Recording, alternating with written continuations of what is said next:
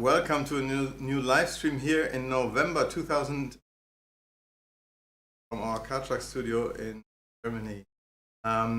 Welcome. We have a very interesting topic today. Today it's about all the problems and mistakes that can happen during a show, how you deal with them, what outs you have, or backup plan B. Plan B. Exactly. And also we speak about the tricks of the week, so we have another cool... These are the great offers of the week. And that means also that the offers of the week of last week are switched off. Stay tuned. At the end of our stream, we'll show you all the new ones that we have for this week. Until then,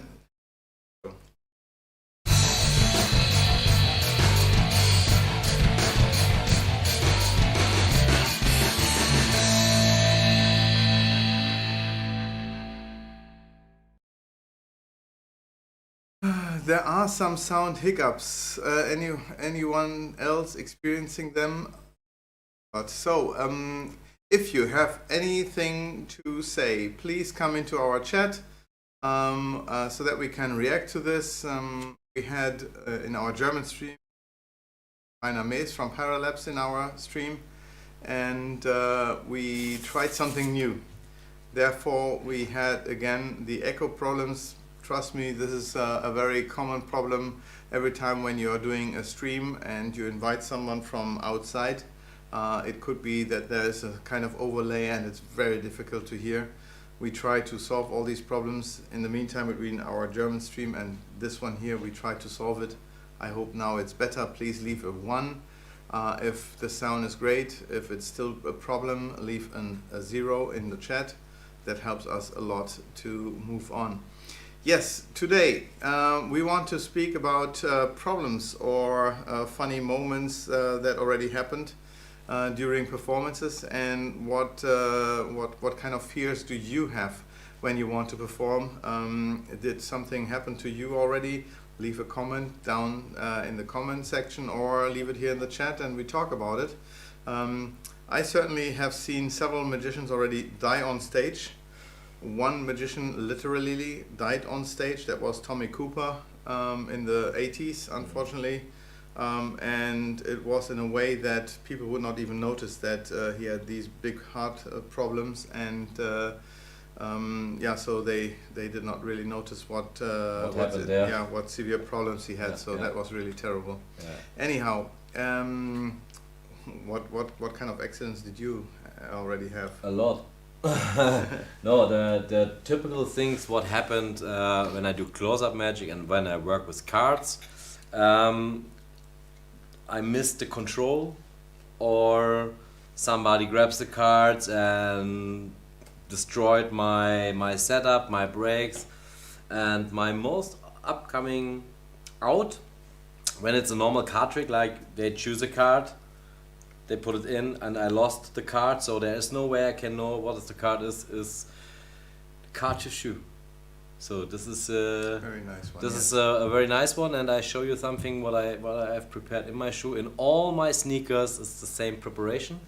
Yeah. And so when I have the mistake, so the card is not anymore under my control. So yes. There's here, and maybe I missed the break, or it doesn't matter. So the card is disappear for myself. I don't be nervous in this moment. Yes. I asked the spectator, what was your card? And when he says it, then you have the information and can find it. Yeah. So I ask him, and he say, I don't tell you this. And I say, no, you have to tell me. So because this is part of the trick, so it doesn't matter. There is no discussion, and they tell me the card, and I go through the deck, and then I control the card to the top, and I say, wow, that's amazing. It's not here in the deck. You know where it is? In my shoe. Can't get any stronger. And now, and then I say, wait, and now it comes back in the deck. So it's a little funny moment, and I say, come on, let's do it back in my shoe. And then I open my shoe like that. And then Guys, I can see it and I can I show it to smell you here. There is, we got the top camera Yeah, here. it's the top camera. Here. Hoopala, that's exactly what you shouldn't see. Okay. So, there is a card folded in my shoe and sticked with Scotch double stick tape in. Some people have this as a plastic card, Yeah. already printed. I have it here. A Mercury card folded card. I do Mercury card fold there, put it in my shoe, and that's it. The cool thing is, when I take my shoe off and put it on the floor, Yes. people look here. So this is a very good misdirection because, yeah, they look in my shoe and they see a card. In this moment, I do my Mercury card fold here. I palm the card, And now you go to the and then I do this move, like, bloop, Blop. Yeah. and that's it. And some people ask me, and what when they want to see a shoe again? This is not a problem at all because I show them the left one. That's a good one. Yeah, that's definitely a good one. Or you suddenly do it for someone else. And find that card. But Whatever. It's another out. This is a good out, but you can also palm the card and bring it to your wallet. So they say, oh, what was your card? The 5 of spades. That's amazing because this is the card what is in my wallet, and then you have it here. So it's very fast, direct, and yeah. And the typical trick that is used usually is the invisible deck. That many people swear, many magicians swear to use an invisible deck, having that deck in their pocket always as an out, as any card name could be in reverse inside the deck. Certainly, it's a great out. It's not the only one. If you have any more skills in the deck, and trust me, if something can go wrong, it will go wrong sooner or later. It's just a matter of when, not a matter if, right? Yeah. And that's the interesting part about the difference between a professional magician and an amateur magician. A professional magician already has seen most mistakes or had most mistakes and had to solve them somehow. I think though the art of performing what you have to the spectator is very important because I'm on the same level like them. It's not like look what I am doing and you see, don't catch me, like this kind of things.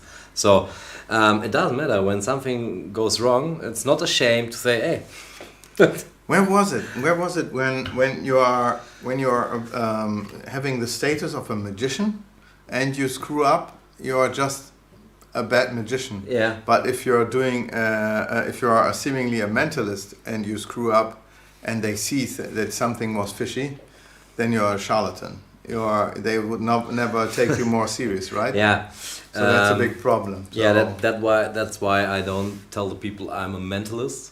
Yeah. So I tell them different things. Like I do some psychological things, and I love to do this to experiment some testing things, and can happen or not. So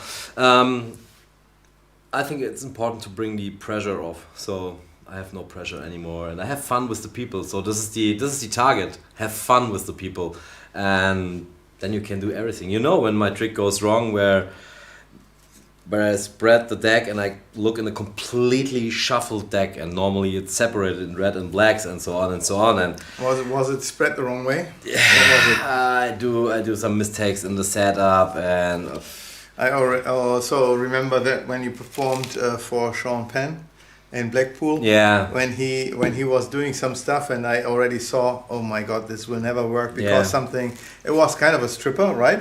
Yeah. And he screwed up something. Not you, but when he did it. Yeah, he do you something. did not mention. You did not recognize that this happened. I saw it. And as soon as you touched the deck and moved on from there, I knew already this would go down, go south. But he was amazed about the idea behind it, and he understood because he's also professional. And he know. Okay, it was so fair, and I was like, okay, come on, shuffle, act. You can do whatever you want, and he do whatever he want, and there was only one part he can't do, and he do this, and I don't see it. It was a double fooler. Yeah, it was. But in the end of the night was cool. We speak about the effect, and Yeah, when he just actually it is the best thing that can happen if something goes wrong. In case you have a certain character that you're playing, yeah, not everybody is just himself. He's just playing a character. Stay in that character and enjoy that moment and tell them that something happened here. And because for a spectator, seeing a perfect show is something normal, okay? But if something went wrong, or let's say in a theater, people the actors start giggling because they cannot stop laughing whatsoever, it's the best thing that can happen to the spectators because they see the actors themselves. And that's such deeper impact than just, I made a mistake, how bad is it, I have to leave, etc. No, stay there, enjoy the moment, tell them something went wrong. Yeah. And it can't get any nicer, really, and learn from it. Yeah. I know that professional comedians, back in the days in vaudeville, etc., and when something went wrong or they get a giggle or a laughter in the show, they analyze every single evening what is going on there, why did they laugh, they try to have more laughs in a certain time span, and when something went wrong, they are doing it on purpose after some times. So even if you think, wow, I saw something so unexpected, or it was a mistake by them. No, it was never. At the beginning, yes, then they put it in because it gave a big laugh, and why not? It's just being closer to the performer. As a spectator, it feels great. So enjoy it. Maybe we speak about another out what I use a lot, and it's only a tip, and I'm prepared all the time for this because I use a lot of time the Parapad. That's an impression device? It's an impression device, and the spectator has to write something down, and I have one situation, and I was covered for this because I think a lot about what can happen when the impression device is not working. And maybe it already happened to you, so then you come up with an idea. No, next time if it would happen, you would have it. No, I speak with Rainer a lot of time about the Parapad and situations. Rainer is the inventor and creator of the Parapad. And then I ask him, what do you think about this out? Because I think about an out, because this Parapad was a long time in my show, a very important part, and I want to be covered for all. So, and what has happened? I give the Parapad out, I turn this way, I speak with people, he writes something down, he gives me the pad back, he fold the paper, that was the instruction, fold it and hold it to you, to your body, in your pocket, doesn't matter. And I want to peek, and there was nothing written on it. So he changed the pen. And pen is part of the secret of why it works. Yes. He was all the time smiling. So, and I was very, very cool and keep cool, and I do my performance here, and all the time he asking, what is with my paper, what is with my paper, like that. So in one moment I grabbed my paper, I palmed it, say, okay, let's do something cool, give me the paper, and which person you are trusting from here, and I change it. Yeah. I give it this person, and I keep it in your pocket, don't give it back. So, and I palm it off, I open it, I read it, and then I killed him. And he comes later to me and he say, I was thinking the pen was the secret, and that's why I use my own pen. So, and it's a little bit, you have to practice the techniques, because in this time I go back to techniques. But it's cool to have both of them. In case, I know that you're also, sorry that I have to take this, I'm starting having a cough. Yeah, like in Blackpool. Yes, like Blackpool, the Blackpool plague, we call it. Now, a question, you're also using some electronic devices, right? Yeah. What happens if something goes wrong there? It's a big problem. It's a big problem. But I use, when we speak about impression devices, electronics, I use the same technique. I have also the paper palmed in my, folded in my pocket. I'm covered for this, and I construct my construction of my routines is a little bit different. So when I use let's say a die. Yeah, I use not the normal die. I have a special die for emotions and something like that. Yes. I never tell spectators look, we do this. You take the die, you shake it in something, you look on it, and I will tell you which number. So I never do this. So I give them the dice, I shake it, okay, and I don't explain what happened in the end.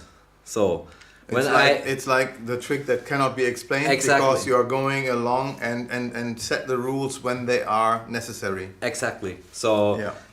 And then I play with something. So okay, shake it, and I think there's no connection or something like that. Then I bring a second spectator in game, and I say, okay, concentrate on the die, and you concentrate on her.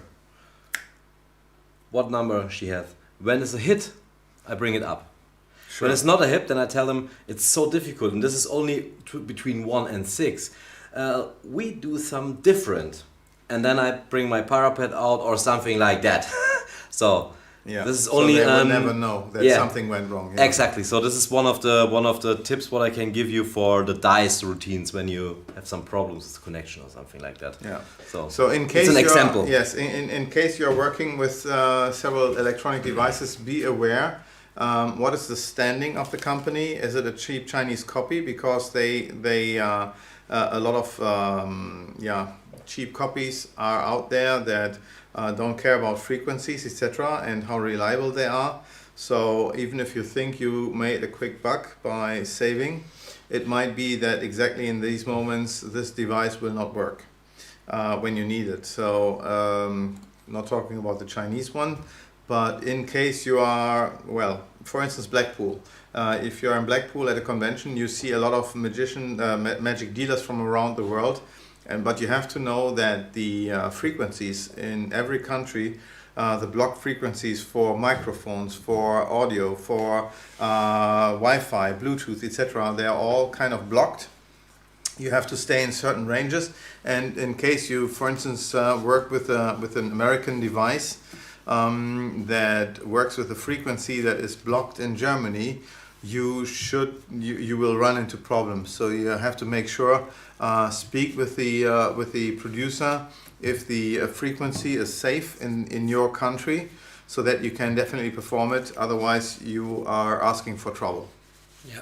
Yeah. And then if you are in the venue, find out if something is blocking it. I heard that some already blocked certain frequencies and said these microphones are not allowed to be turned on. Yeah. Otherwise, they certainly will not say why, but they have to make sure that everything is settled and that nobody can screw up with the. But the more electronics you use, the more problems you can run into. Yeah. Paper and anything that is. Physical, I would say, is definitely electronics is so cool. I have a lot of them. And really cool, but yes. There was some situations I get in trouble, and then I change my routines. It's not like what I tell you before, like da da da da da da. So I use it like an example all the time. I use my electronics like an example, and when it works, I go straight forward in the routine. And when it's not working, I bring some other people in. And we do something cool, and they have fun. The people, okay, you shake it again, and what do you think? And when it comes a hit, it's so great. Yeah, it's a miracle. Yes. So in the end, are you doing it with that you would say you have an out or a backup for every electronics that you are using? No, not yet. No. So no risk, no fun. No, no risk, no fun. This is the method. This is the main method what I use all the time when I use some dices or some pens or something like that. Then I bring it up in the game like a little bit slow. Yeah. So, and when the method works, then I go straight in the next routine, in the next steps. So when not, then I take another way.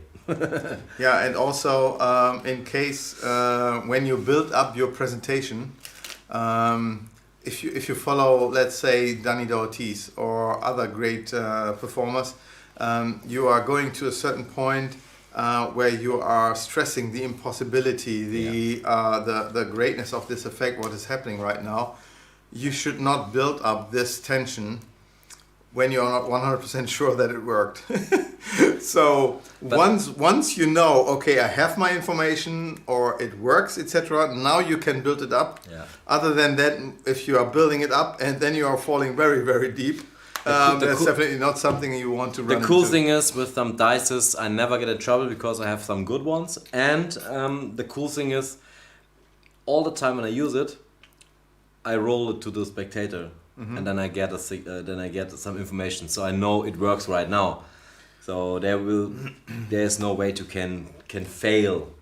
Yeah. So, At that moment, yes. And dice are a great example for having problems or not, because several dice, there is a certain price range in dice, and different people are offering them. Yeah. And it's really like you can use how close you are, how far away you can be, etc. You can use the cheapest, the cheap ones with Bluetooth, but there can be a problem when a spectator hold the hand here, turn to you, and you have the distance of 2 or 3 meters. There can be a problem. My dice are rock solid.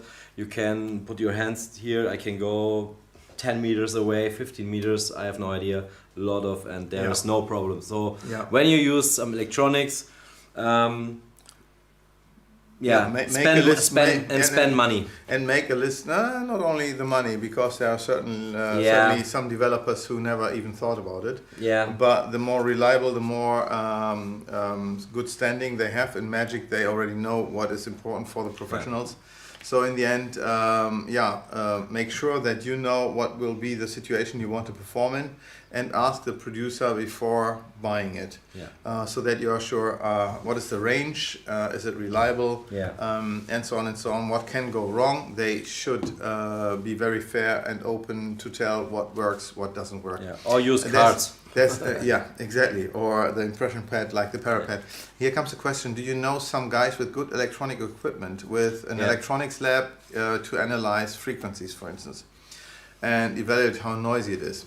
Well, certainly you can buy something that is already established, and you can read about it in the Magic Cafe, for instance, so that if you want to know the pros and the cons, I would say don't buy something that is just released now, and because it's hip, everybody's talking about it, just buy it. No, just wait a few weeks and let others run into the open knife, and then they will talk about this in the Magic Cafe, and you can then make a choice if it fits you or not.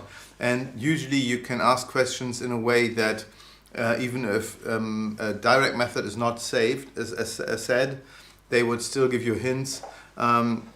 What to look for, what would be important for you, etc., so that you make an educated decision when you want to buy something, so that you don't buy something just because of but this companies, when you like when we speak about the main companies of the electronics, some are named like Illuminati, Promistic, Paralabs, Signum 23.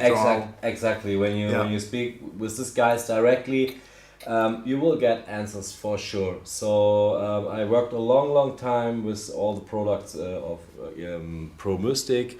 They are also my repertoire. I worked with Illuminati stuff, and the support of these both companies are very powerful. Don't forget Paralabs. They are definitely very hard. Paralabs is so in my heart because Rainer is a close friend of us, and also we have his products, or the products of Paralabs, in our online store, and help you with everything there. Yeah. Sure. Signum is also perfect, but Signum is not a producer of electronic devices, but he produced some tools for some electronic devices, like for a witch hand routine. I have my chess. He made this? He do this. My chess things, he do this, and you can tell him I need this and this, and he can prepare it for your routines, and very cool stuff. So that's nice. Nice. And Paralabs, Rainer is so awesome.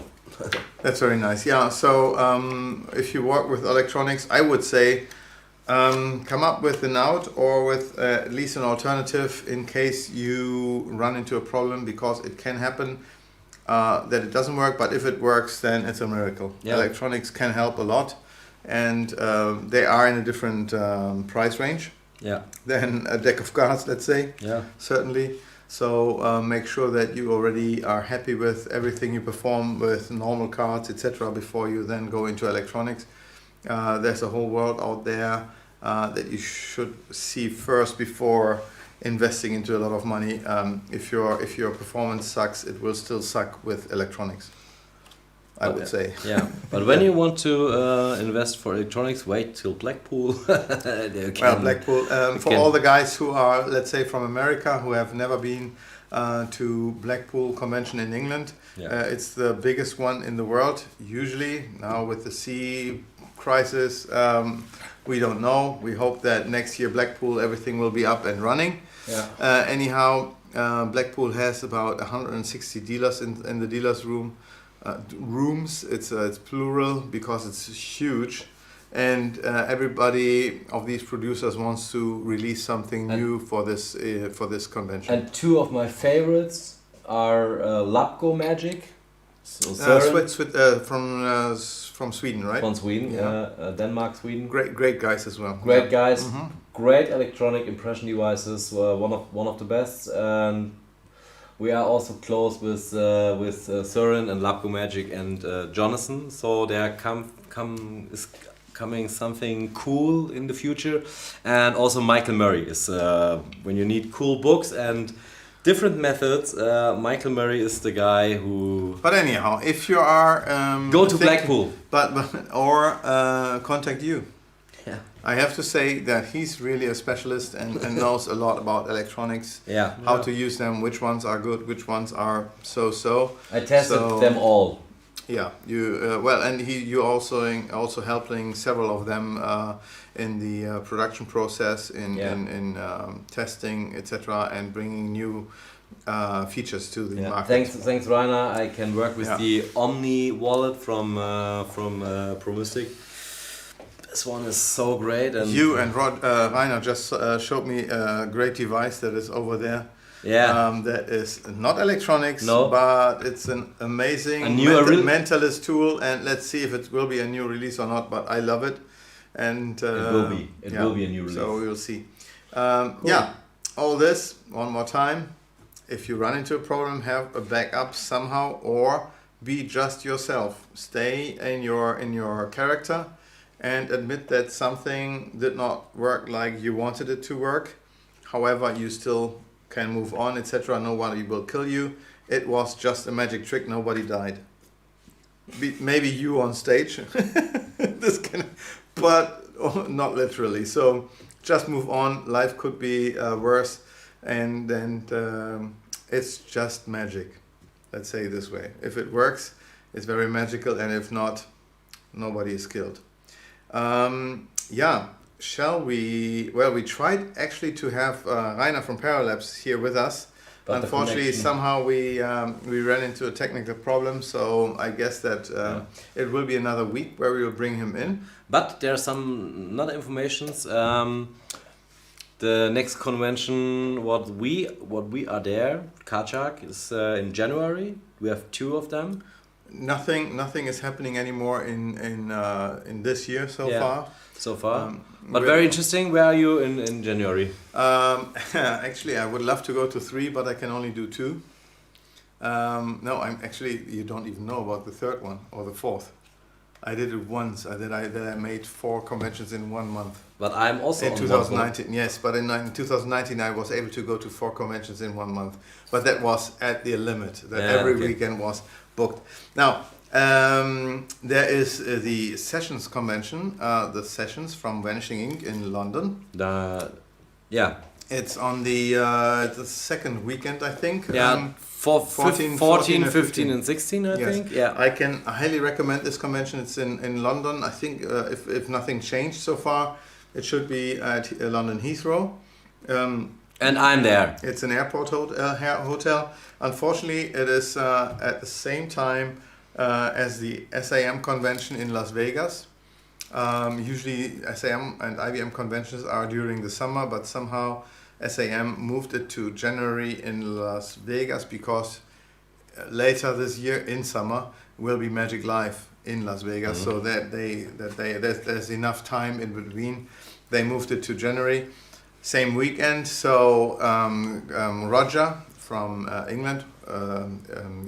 Before that, he is from New York, and me will be at the SAM convention in Las Vegas, and from there we are then flying to the Magi Fest in Columbus, Ohio.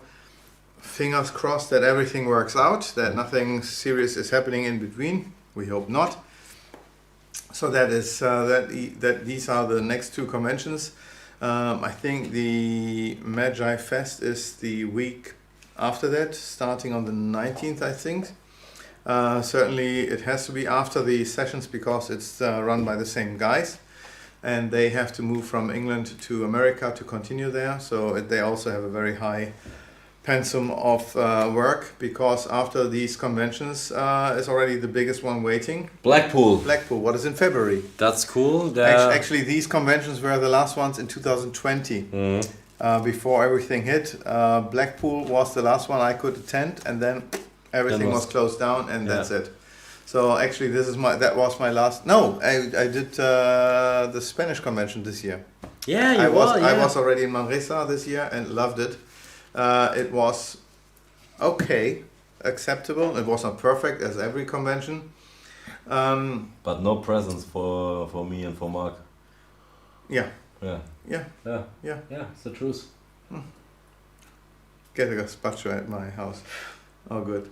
I brought you, guess. No, maybe not.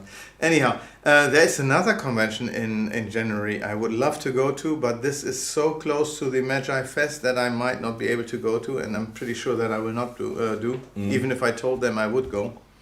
It's in St. Petersburg.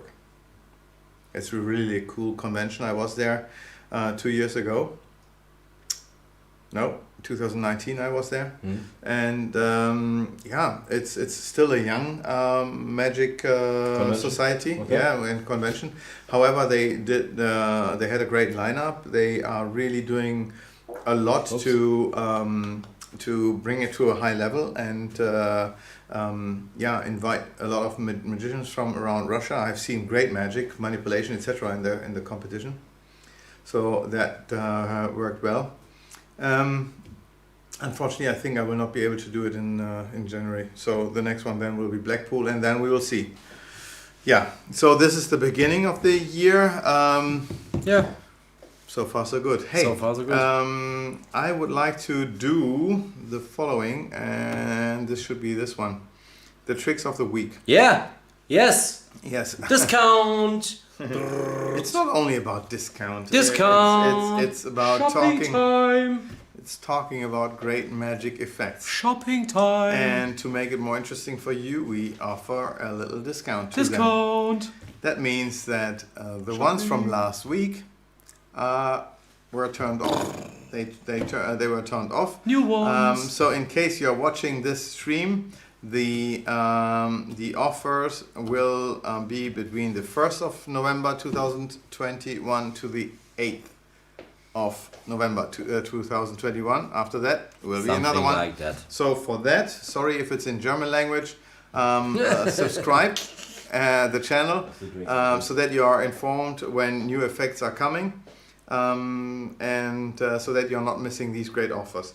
Now, talking about the outs that we had, the invisible deck, we also have an invisible deck, and that is the ID with science fiction preparation.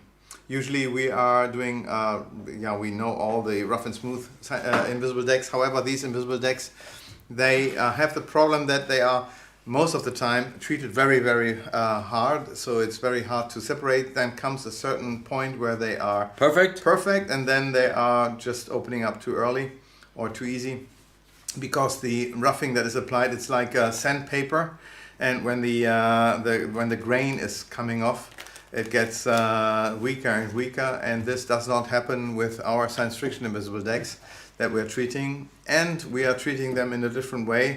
We are not treating the whole face of a card, but just half of the card, so that the handling is much, much easier. So you should look into this.